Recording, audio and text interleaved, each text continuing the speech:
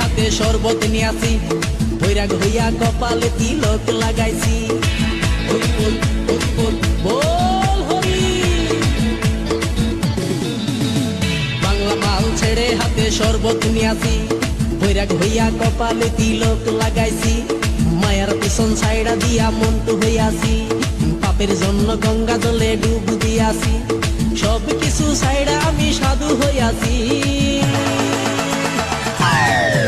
প্রেমে আগুন লাগাইছি, ও প্রেমের বিদায় জানাইছি, ও প্রেমের পুষ্টি মেরেছি, ও প্রেমে আগুন লাগাইছি।